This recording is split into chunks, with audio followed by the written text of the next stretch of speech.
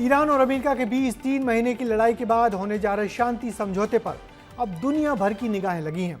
दोनों देशों के बीच होने वाली डील पर रविवार को जिनेवा में दस्तखत होने हैं। मगर इस डील को देखने के बाद ईरान का पलड़ा भारी दिखता है। ईरान को यूरेनियम नहीं देना पड़ा, उसे युद्ध की क्षतिपूर्ति मिलेगी और इजरायल के विरोध के बाद भी अमेरिका से कभी युद्ध नहीं छेड़ने की गारंटी भी। क्या कुछ इस बड़ी डील में, आइए बताएंगे। और अमेरिका को डील को लेकर क्या हो रही है पॉलिटिक्स, इस रिपोर्ट में देखिए।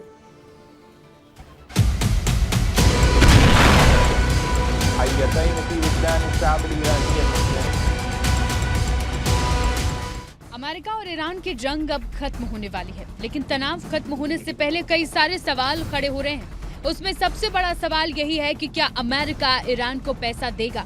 ईरान को मिलेंगे 28 लाख करोड़ रुपए? क्या ईरान का पलड़ा भारी है? 19 जून को दोनों देशों के बीच डील साइन होगी और डील साइन होते ही मिडिल ईस्ट में जारी तनाव धीरे धीरे कम होना शुरू होगा। लेकिन डील साइन होने से पहले एक मसौदा तैयार किया गया जिसमें 14 पॉइंट लिखे गए हैं।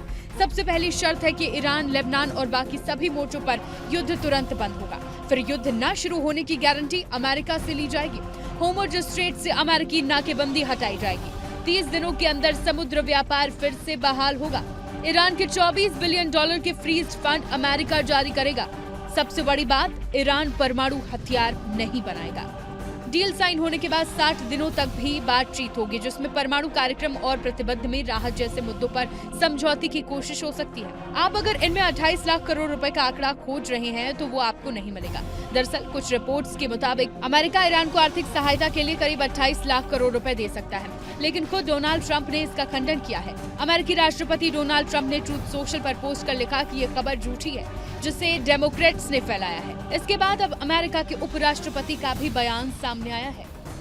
The President of the United States doesn't want just a deal on the nuclear as much as that's a win for the American people. Yeah. He wants to see a transformed Middle East, which is what this deal will do so long as the Iranians comply.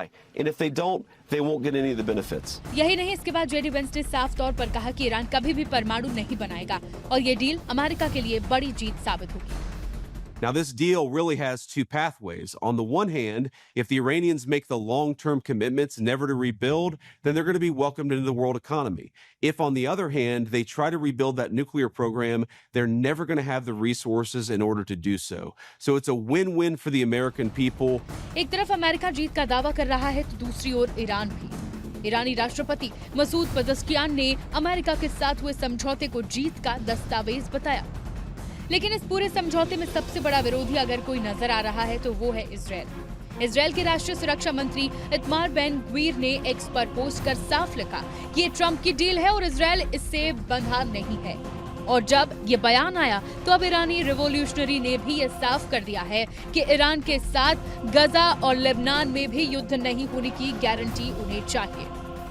वइला अहिब्बाइना फी अर्द फिलिस्तीन वइला गज़्ज़तन साबिरत खास्सतन नुखातिबुकुम अल-यौम मिन अल-जमहूरियत अल-इस्लामिय्यत फी Iran. अब इन बातों से इतना तो साफ है कि अमेरिका और ईरान दोनों इस समझौते को अपनी अपनी जीत बताने में जुटे हैं। लेकिन असली परीक्षा अब शुरू होगी, क्योंकि सिर्फ कागज पर दस्तखत होने से मिडिल ईस्ट में शांति नहीं आएगी। सबसे बड़ा सवाल ये कि क्या अमेरिका अपने वादे निभाएगा? क्या ईरान परमाणु कार्यक्रम को लेकर अपने दावों पर कायम रहेगा? और सबसे अहम, क्या गजा, लेबनान और इजरायल जैसे मोर्चों पर भी तनाव वास्तव में खत्म होगा? ब्यूरो रिपोर्ट, विस्तार न्यूज। तो जिनेवा में होने वाली इस डील से पहले आज अमेरिकी राष्ट्रपति डोनाल्ड ट्रंप फ्रांस में हो रही G7 समिट में पहुंचे, जहां ट्रंप और प्रधानमंत्री नरेंद्र मोदी की शानदार मुलाकात हुई। दोनों नेताओं ने एक दूसरे से बहुत गर्मजोशी से हाथ मिलाया और करीब 10 मिनट तक आपस में खड़े होकर बात भी की। ट्रंप ने मोदी की बाह पर हाथ रखकर उनका हालचाल जाना। दोनों नेताओं के बीच ये दोस्ताना मुलाकात थी। औपचारिक तौर पर दोनों नेता कल एक बार फिर से मिलेंगे और आपसी मसलों पर बातचीत भी करेंगे। मगर इस छोटी सी मुलाकात ने देश में माहौल गर्मा दिया।